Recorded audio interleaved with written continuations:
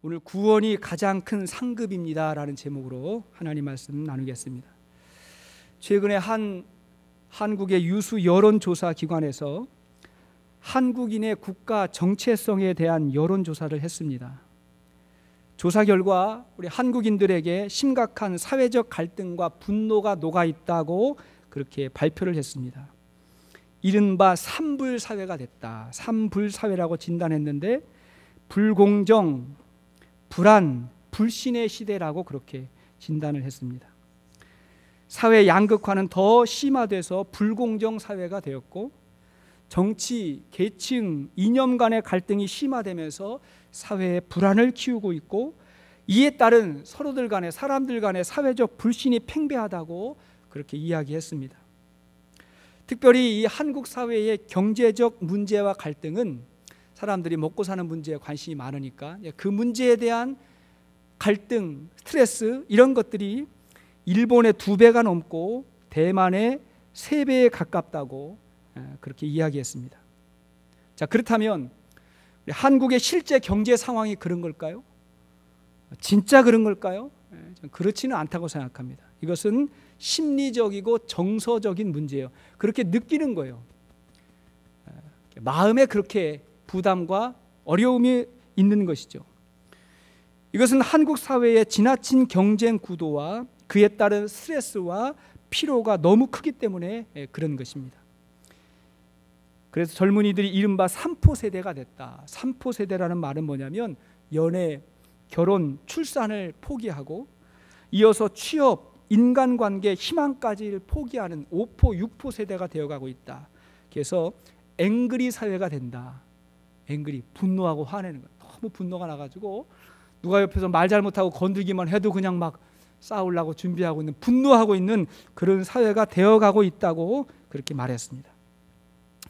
여러분, 지나친 경쟁은 반드시 비교의식이 따르고 그 비교를 통해서 성공과 실패를 우리가 판단하기 때문에 그 경쟁에서 벗어나고 싶은 거예요. 그게 힘들고 어려운 것입니다. 그래서 한국의 젊은이들, 2030 세대의 젊은이들 절반이 내가 대한민국 사람인 게 부끄러울 때가 있고 그리고 떠나고 싶다고 그렇게 이야기를 했습니다.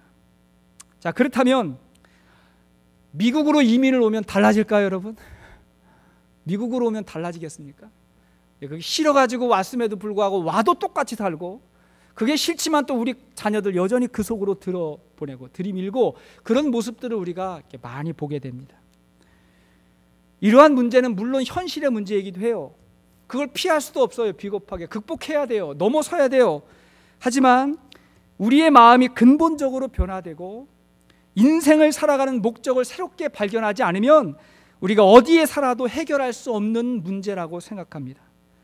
그래서 우리 하나님은 우리에게 새로운 질서와 새로운 삶의 모습을 가르쳐 주시는 것입니다. 그것이 바로 하나님 나라의 삶인 것입니다. 따라합시다. 하나님 나라.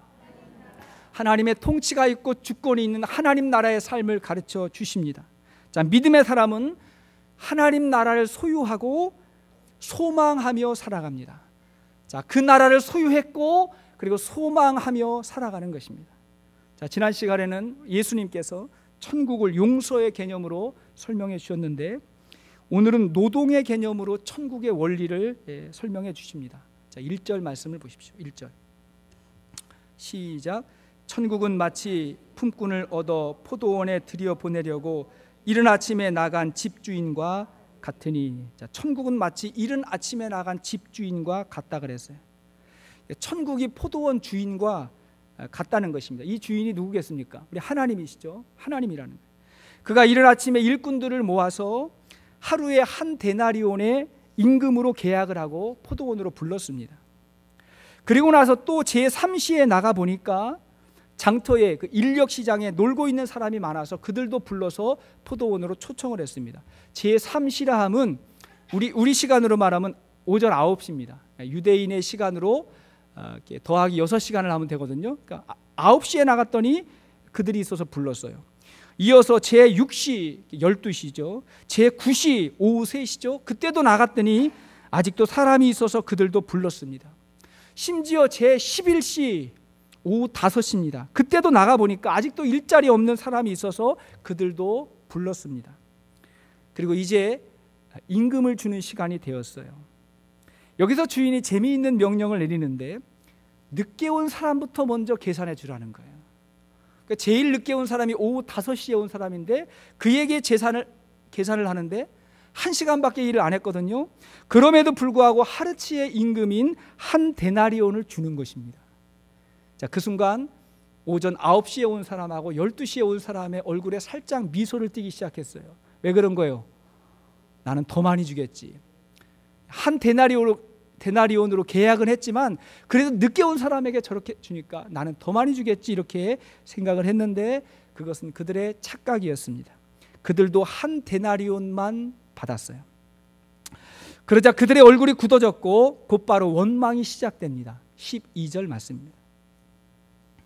12절 시작. 나중 온 이 사람들은 1시간밖에 일하지 아니하였거늘 그들을 종일 수고하며 더위를 견딘 우리와 같게 하였나이다. 사실 이들의 말은 우리의 상식하고 전혀 다르지 않습니다. 아마도 오늘 본문을 처음 대하시는 분들이 있다면 이 하나님의 판결이 좀 이상하다고 생각할지도 모릅니다. 자본주의 시대를 살아가는 우리들에게 더 열심히 더 오랫동안 일한 사람에게 더 많은 삭스를 주는 것은 지극히 당연한 것입니다. 혹 우리 성도님들 가운데 사장님들 월급을 주는 분들이 있으시다면 신입사원하고 오래된 직원하고는 차별을 해서 줘야지 똑같이 줄 수는 없는 것입니다. 자, 그러나 여기에 우리가 모르는 하나님 나라의 원리가 있습니다. 구원은 이와는 다르다는 거예요. 다른 가치가 있다는 거예요. 천국을 살고 누리는 사람에게는 세상이 알지 못하는 다른 차원의 삶의 원리가 있다는 것입니다. 그 원리를 품고 세상을 다른 마음을 가지고 다른 차원으로 살아가게 하시는 것입니다. 자, 그렇다면 무엇일까요? 이 말씀을 통해서 하나님께서 저와 여러분들에게 주시는 영적인 원리가 있다면 무엇일까요? 첫째로, 우리 하나님의 관심은 영혼 구원에 있는 것입니다. 자, 하나님의 가장 중요한 관심은 영혼 구원에 있는 것입니다. 1절을 보면 이 포도원의 주인은 품꾼을 얻기 위해서 언제부터 나갔다고요? 이른 아침부터, 아침 일찍이 집을 나갔어요. 근데 한 번 나간 것이 아니라 제3시에 제6시에 계속해서 나갑니다. 심지어 곧 해가 짐에도 불구하고 제11시에도 나가서 그 사람들을 데리고 와가지고 똑같은 임금을 주는 거예요. 여러분, 왜 그랬을까요? 하나님은 애당초 밭에서 일 시키는 데 관심이 있으신 것이 아니라 그들을 불러와가지고 삭스를 주는 데 관심이 있는 거예요. 하나님은 그들에게 임금을 주는 데 관심이 있는데 그 임금이 뭐냐면 그게 구원입니다. 그걸 선물로 주는 데 하나님의 최고의 관심이 있는 거예요. 자, 디모데전서 2장 4절을 보십시오. 디모데전서 2장 4절 시작. 하나님은 모든 사람이 구원을 받으며 진리를 아는 데 이르기를 원하시느니라. 하나님은 모든 사람이 구원받는 데 먼저 관심이 있어요. 그래서 때가 어느 때이든 사람이 어떤 사람이든 기회가 되는 대로 부르는 것입니다. 자꾸 불러요. 종종 우리가 하나님을 위해서 산다고, 하나님을 위해서 봉사한다고 말할 때가 있어요. 물론 하나님도 사람을 통해서 일하시고 사람을 찾으십니다. 그러나 하나님이 우리를 찾으실 때 우리를 이용하시기 위한 것이 아니라 우리에게 구원을 주시고 하나님 나라의 삶에 동참하도록 우리를 부르시는 거예요. 그게 먼저인 것입니다. 만일 우리가 하나님을 위한다, 하나님을 위해서 사역한다는 생각이 먼저 앞선다면 우리는 반드시 보상에 대해서 생각을 할 것입니다. 내가 하나님을 위해서 일했으니, 하나님을 위해서 봉사했으니 하나님은 나를 위해서 도대체 뭘 해주실까를 생각하는 거예요. 사실 오늘 본문은요, 그 앞에 있는 내용하고 연결돼 가지고 설명을 하는 것입니다. 그 앞에 마태복음 19장의 내용을 먼저 보셔야 되는데, 자, 19장 27절을 보십시오. 19장 27절 시작. 이에 베드로가 대답하여 이르되 보소서, 우리가 모든 것을 버리고 주를 따라 싸운데 그런즉 우리가 무엇을 얻으리이까? 자, 누가 말하는 거예요? 베드로가. 우리가 모든 것을 버리고 주를 따랐는데 우리는 무엇을 얻으리이까? 근데 여러분, 이 말은 좀 잘못된 말입니다. 왜냐하면 정말 주님을 위해서 모든 것을 버렸다 그러면 무엇을 얻을까에 별로 관심이 없어요. 이 말은 다시 말하면 베드로의 마음에 내가 주님을 따랐는데 주님은 어떤 보상을 주실 겁니까? 라고 질문하는 거예요. 이렇게 주일날 우리가 다른 곳에 가지 않고, 이렇게 날씨 좋은 날 야외로 세상으로 가지 않고 주님 앞에 예배드리고 또 이렇게 봉사하는데, 그렇다면 주님은 나에게 뭘 주실 겁니까? 하고 물으신 것입니다. 여러분, 성경은 분명하게 말해요. 누구든지 어린아이 하나에게 냉수 한 그릇이라도 대접한 것이 있다면 결단코 그 상급을 잊지 않을 거라고 말합니다. 주님이 잊지 않는다는 거예요. 반드시 주신다는 거예요. 또 여러분 28절 말씀 보십시오. 베드로의 질문 다음에 예수님 뭐라 해서 28절 시작. 예수께서 이르시되 내가 진실로 너희에게 이르노니 세상이 새롭게 되어 인자가 자기 영광의 보좌에 앉을 때에 나를 따르는 너희도 12 보좌에 앉아 이스라엘 12지파를 심판하리라. 자, 보십시오. 너희도 12 보좌에 앉아서 너희도 나와 함께 심판하리라. 이 말은 뭐냐면 우리가 생각할 수 없는 다른 차원의, 뭔가 다른 차원의 보상이 있다는 것입니다. 저는 우리 교회의 성도님들, 모든 성도님들이 저보다 더 많은 상급을 받을 수 있기를 축원합니다. 그게 제 사역의 목표예요. 저보다 더 하나님 앞에 칭찬을 많이 받고 더 많은 상급을 받도록 제가 도와드리고 이끌어드리는 거, 그게 제 사역의 목표라고 할 수 있습니다.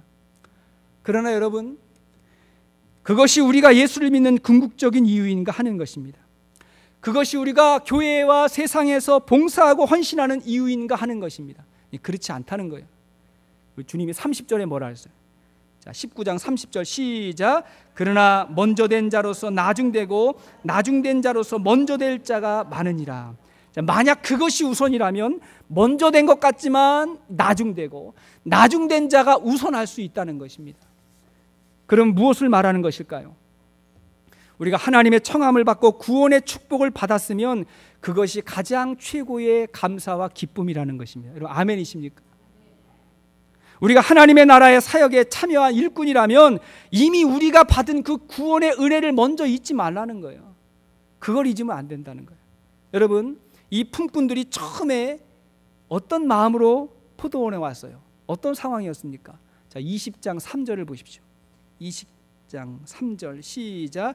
또 제3시에 나가보니 장터에 놀고 서 있는 사람들이 또 있는지라. 자, 이들 어땠어요? 할 일이 없어서 장터에서 놀면서 서성이는 사람들이었습니다. 어쩌면 마음이 굉장히 절박했을 수도 있어요. 하루를 노느니 차라리 반값이라도 주면서 나를 불러주면, 날 데려갈 사람만 있다면 좋겠다고 생각하는 그 순간에 주인이 그를 부른 것입니다. 그렇다고 한다면 이야기는 거기서부터 시작되는 것이고, 그때 주겠다고 한 그 임금을 준 거예요. 그러면 감사해요, 불평해요? 감사가 먼저 더 많은 것이죠. 자, 그런가 하면 오후 5시에 온 사람에게 한 데나리온의 임금이 주어질 때 얼마나 감사하고 기뻤겠어요. 이들은요, 돈에 대한 기대보다도 일하는 것 자체가 기뻤던 거예요. 그냥 내가 하루 종일 공치지 아니하고 일하는 것 자체가 기뻤는데, 그때 한 데나리온의 임금이 주어졌을 때 얼마나 기뻤겠어요.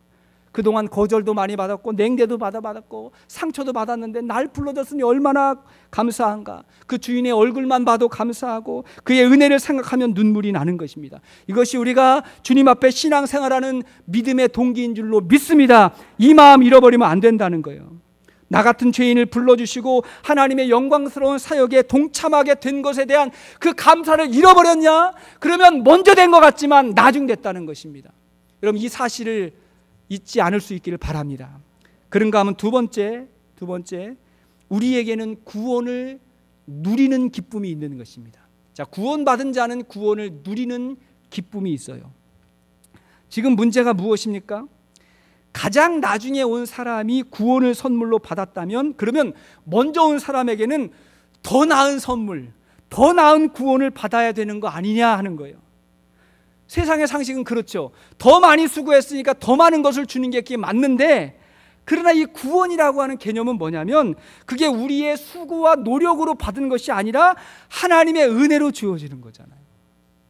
어차피 우리가 뭘 했다고 주어지는 것이 아니라 자격 없는 자에게 베풀어 주시는 선물이 그게 뭐예요? 그게 구원이잖아요.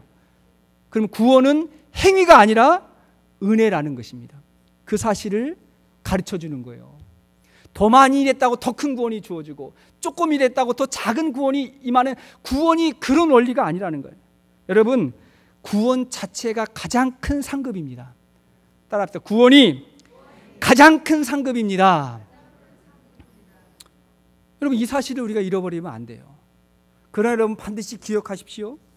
먼저 구원받았다고 하는 것은 그 구원을 누리는 데 있어서 나중 온 사람보다 더 축복을 받은 거예요. 여러분, 아멘이세요? 먼저 구원을 받았다는 것은 삶이 달라지는 거거든요. 나중 온 자보다 더 나은 축복을 받은 거예요. 예를 들면 요즘에 그 다운타운에 건설 붐이 일었어요. 여러분, 다운타운 가보시면 온통 다 건설입니다. 다 이렇게 빌딩이 올라가고 그래요. 예전에 주차장 공터 있던 거, 뭐 오래된 건물 다 헐고 다시 막 공사를 하는데, 그때 제가 이제 새벽 기도를 마치고 다운타운 쪽으로 가면 한 7시 정도 되는데, 그때 보면 노동자들이 일하는데 아침부터 출근을 하는 거예요. 다 출근을 하는데 이렇게 조끼 있죠. 노란 조끼 있고, 그 다음에 한 손에 아이스박스를 다 들고 그렇게 이제 일하러 갑니다.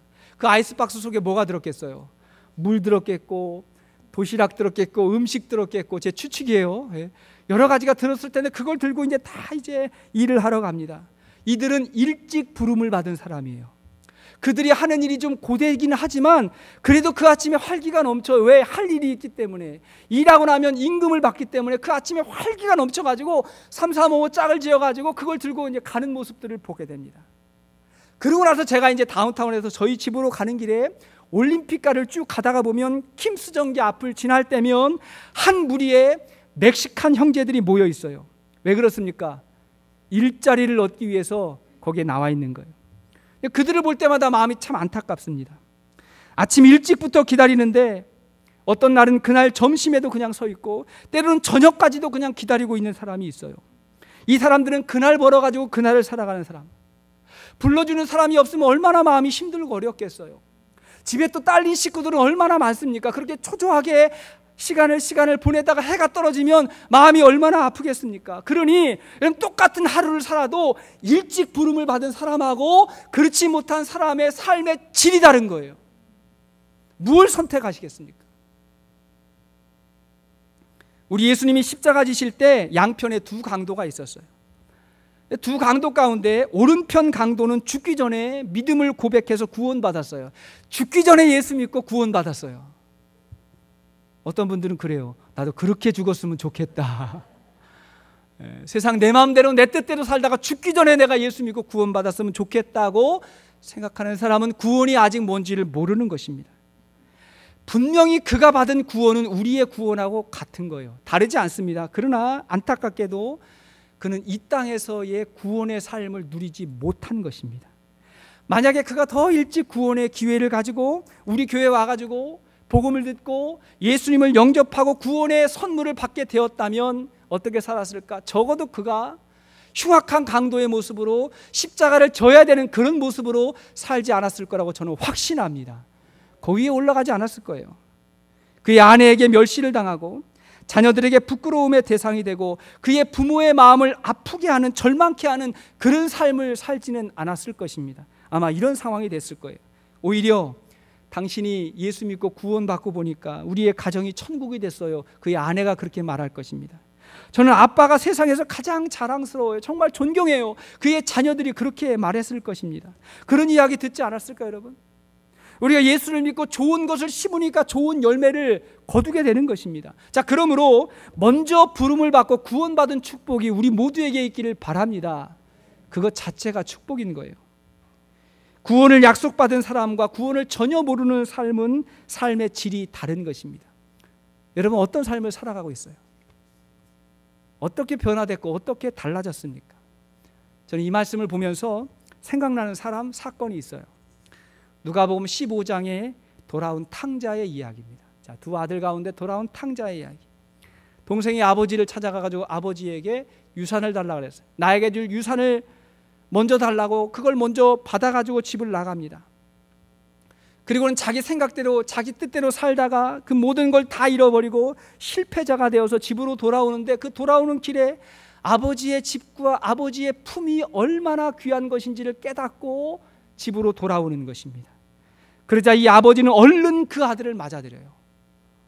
저 같으면 조금 있다 맞아드릴 텐데 조금 기다렸다가 그의 마음 상태를 점검해보고 맞아드릴 텐데, 이 아버지는 얼른 그 아들을 맞아들이고 입을 맞추고 손에 가락지를 끼우고 새 옷을 입히고 그리고 큰 잔치를 벌였습니다. 이것이 아버지의 마음이고 누구의 마음이에요? 하나님의 마음이라는 거예요. 그런데 이것을 보고 있던 형이 불평을 시작해요. 왜 불평을 합니까?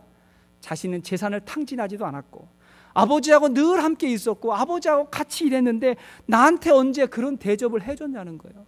나는요 아버지 하고 묻는 이 형의 마음은 어쩌면 우리의 마음일 수도 있지만, 이 형은 아침 9시에 온 사람하고 똑같은 이야기를 하는 거예요. 이것이 율법의 시각이고 이것이 행위의 시각입니다. 나는요 이렇게 이야기하는 거예요. 여러분, 이런 생각이 어떻게 하면 바뀔 수 있을까? 자, 누가복음 15장 31절 이하의 말씀. 누가복음 15장 31절 시작. 아버지가 이르되 예 너는 항상 나와 함께 있으니 내 것이 다 내 것이로되 이 내 동생은 죽었다가 살아났으며 내가 잃었다가 얻었기로 우리가 즐거워하고 기뻐하는 것이 마땅하다 하니라. 예 너는 아버지의 품에서 아버지와 함께 살아가는 것이 얼마나 귀하고 얼마나 행복한 것인지 네가 알았으면 좋겠다. 뿐만 아니라 모든 부모의 마음은 같아. 자식이 둘이든 다섯이든 열이든 잃어버렸다가 찾은 그 자식을 바라보는 기뻐하는 그 마음, 그걸 네가 알았으면 좋겠다. 그것인 것입니다. 여러분, 진정한 구원에는 열등감이 사라집니다. 따라합시다. 진정한 구원에는 열등감이 사라집니다. 여러분, 이 말 아세요? 진정으로 우리가 구원을 받으면 세상의 열등감이 사라집니다. 완벽하지는 않을지라도 그걸 초월하는 것입니다. 저는 세상에 예수 모르고 예수 믿지 않고 성공하는 사람 불쌍한 사람이라고 생각합니다. 세상에 예수를 알지 못하지만 사회적으로 사람들이 따르고 존경받는 것 같은 사람이 사실은 더 불쌍한 사람이에요. 왜 그래요? 구원을 알지 못하기 때문에 그런 것입니다. 그런 마음이 들게 되면 예수 안에서 누리는 삶의 기쁨과 감사가 있을 뿐만이 아니라 세상을 향한 열등감이 사라지는 거예요. 이런 은혜가 우리에게 있기를 바랍니다. 우리가 진정으로 구원의 기쁨을 누리는 사람이라면 나중에 온 사람, 늦게 온 사람이 그 사람을 보면서 오히려 할렐루야 하고 함께 기뻐할 수가 있는 것입니다. 저는 우리 성도들 가운데 우리 교회에 찾아온 사람들이 예수를 알고 믿고 변화되는 것을 보면서 마치 나의 기쁨인 양 같이 기뻐하고 즐거워하는 그런 모습들을 보면서 저도 감사하고, 그런 모습 속에 우리의 진정한 구원의 흔적이 드러나게 되는 것입니다. 세 번째, 자, 우리의 구원은 공로의식이 아니라 빚진 자 의식으로 사는 것입니다. 빚진 자 의식이에요. 지금 먼저 온 사람의 문제가 계속해서 뭡니까? 철저한 경쟁의식과 공로의식이 지배하는 거예요. 내가 이만큼 했으니까 다른 사람들보다 더 인정해 달라는 것이죠. 사실 이런 생각 때문에 우리의 스트레스가 많아지는 거잖아요. 치열한 경쟁과 그 다음에 이 공로의식과 보상과 이게 생각하니까 스트레스가 많은데, 그게 싫어가지고 우리가 미국에도 오고 벗어나기도 하지만 또 어느 곳에 가서 우리도 모르게 그런 의식을 가지고 살아갈 때가 많이 있습니다. 여러분, 세상적으로 볼 때 일찍 부름을 받은 사람은 상품 가치가 있는 거예요. 그죠? 세상적으로 말하면 스펙이 좋은 사람, 스펙이 좋은 사람. 인력 시장에 가보면, 뭐 취업 시장 이런 데 가보면 뭐 기술이 좋고 뭐 그다음에 뭐 학력이 좋고 외모가 좋고 힘이 좋은 사람 먼저 불러가잖아요. 일찍 불러가는 거예요. 먼저 불러가서, 그러면 이미 받은 게 많은 거잖아요. 이미 받은 게 많으니까 그것만큼의 감사가 있어야 되는데, 그것만큼의 감사라기보다는 뭐예요? 경쟁에서 이긴 거에 대한 보상과 대가의식, 비교의식, 이것이 지배하고 있을 때 그 감사를 잃어버리게 된다는 거예요. 예수님 당시에 이런 의식을 가지고 있었던 사람들이 바리새인들입니다. 바리새인들. 이들은 집안도 좋았어요. 학벌도 좋았어요. 인물도 좋았어요. 그래서 그만큼의 대우를 받으며 살았어요. 이들이 기도하고 이들이 금식하고 이들이 말씀을 가르치고 이들이 헌금을 하면 사람들이 다 인정해주고 그리고 존경을 했어요. 그러나 우리 예수님의 생각은 달랐습니다. 뭐라고 말씀하셨냐면, 그들은 이미 자기 상을 받았느니라. 사람들에게 존경을 받았어요. 인정을 받았어요. 그들은 이미 자기 상을 받았다는 거예요. 대신에 이 세상에서 멸시받고 천대받고 상처받은 사람들, 그들이 연약한 모습을 가지고 하나님 앞에 두 손 들고 나왔을 때 우리 예수님은 값없이 천국을 선물로 주셨어요. 이렇게 천국은 기막힌 역전이 있는 곳입니다. 따라합시다. 천국은 역전이 있습니다. 기막힌 역전이 있는 거예요. 사람들에게 인정받고 존경받고 그 다음에 우러러 봄을 받고 하는 것이 나쁜 건 아니지만, 그걸 인정받기 위해서 그걸 내세우고 그걸 자랑하고 그것이 인생의 목표로 살아갔던 사람은 이미 자기 상을 받았다는 거예요. 우리 예수님의 뜻이 무엇입니까? 먼저 가졌으니 먼저 베풀라는 거예요. 자, 따라서 먼저 가졌으니 먼저 베풀라. 그것이 구원이든 그것이 사명이든 그것이 우리의 재능이든 먼저 가졌으면 베풀라는 거예요. 여러분, 진정으로 성공한 사람은 많은 사람들의 섬김을 받는 사람이 아니라 많은 사람을 섬기는 사람인 줄로 믿습니다. 그게 성공이에요. 더 많은 사람들 섬겨보십시오. 더 많은 사람들의 존경과 사랑을 받게 될 것입니다. 마치 우리 예수님께서 내가 온 것은 섬김을 받으려 함이 아니라 도리어 섬기려 하고 많은 사람의 대속물로 주려 함이라 말씀하셨던 것처럼 더 많은 사람들을 섬겨보십시오. 더 많은 사랑과 존경이 우리에게 임할 것입니다. 비교의식과 경쟁의식 속에서 살지 말고 빚진 자 의식을 가지고 살 수 있기를 바랍니다. 그것이 우리의 사명이에요. 바울 사도가 그렇게 살았어요. 자, 로마서 1장 14절 보십시오. 로마서 1장 14절 시작. 헬라인이나 야만인이나 지혜 있는 자나 어리석은 자에게 다 내가 빚진 자라. 바울이 말하는 거예요. 내가 먼저 구원받은 것은 이게 빚진 자의 마음이 있다. 난 빚을 졌다. 여러분, 바울이 생각해 말이죠. 내가 얼마나 하나님 앞에 수고를 많이 했는가, 내가 얼마나 많은 땀을 흘렸는가, 내가 주님을 위해서 얼마나 많이 희생했는가, 버렸는가, 그걸 가지고 하나님 나에게 뭐 주시겠어요? 이렇게 이야기하는 것이 아니라 내가 먼저 받았으니까, 구원도 먼저 받고 세상에 있는 많은 것들도 먼저 받았으니 그걸 가지고 하나님 앞에 다 쓰임받게 해달라고 그렇게 기도하며 나갔던 그 사도 바울의 마음을 여러분 기억할 수 있기를 바랍니다. 주님이 말씀하시는 거예요. 먼저 왔으면 나중된 자를 섬기면 된다는 거예요. 거기에 기쁨이 있는 거예요. 나중되었으면 그것 자체를 기뻐하라는 것입니다. 그러므로 우리 모두가 구원의 기쁨과 감격을 가지고 이 세상을 살아가는 것입니다. 여기에 우리 영적인 지혜가 있다고 저는 믿습니다. 여러분, 이 땅에서 천국의 모형을 찾는다면 어디가 될까요? 이 땅에서 천국의 모형이 있다 그러면 교회입니다. 교회가 천국의 모형이고 천국의 삶을 훈련받는 곳입니다. 자, 그러므로 우리가 신앙생활 하면서 이 포도원 비유와 같은 그 원리가 저는 우리 교회에 실현되어야 된다고 믿습니다. 그러면 우리 교회가 건강한 교회가 되는 거예요. 자, 첫째, 우리 교회에서 가장 중요한 가치는 영혼 구원입니다. 그것이 하나님이 주인된 교회의 모습이에요. 하나님께서 아침 일찍부터 일꾼을 찾으러 나가셨던 것처럼 우리 교회도 영혼 구원의 가치가 최고의 가치인 것입니다. 그런가 하면 두 번째, 구원받은 사람은 받은 구원을 누리는 기쁨이 있어야 돼요. 이 세상 어느 곳도 완벽한 곳이 없습니다. 한국도 미국도 세상은 불완전해요. 불완전한 곳에서 완전한 것을 찾으려고 하면 안 되고, 우리의 참된 만족은 그리스도 안에 있는 하나님 나라에 있는 줄로 믿습니다. 그것을 소망하고 품고 살아가는 거예요.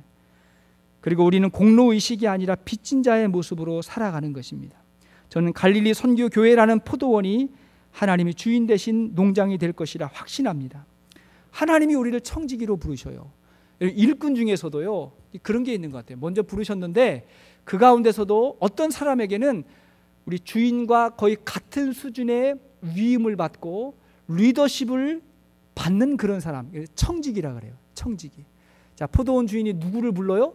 청지기에게 삭수를 주라 이렇게 말하잖아요. 이건 뭐예요? 하나님의 동역자가 되는 것입니다. 이런 사람도 하나님이 찾아요.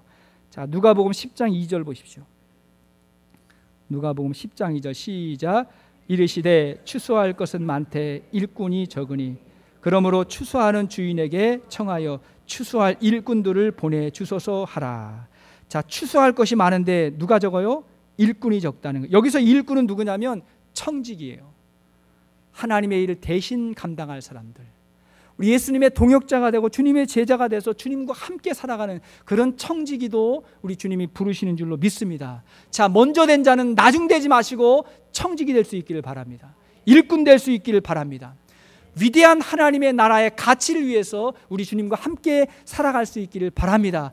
그 안에 반드시 하나님 나라의 은혜와 축복이 있을 것입니다. 하나님께서 우리에게 하나님의 은혜의 길로 인도해 가실 것입니다.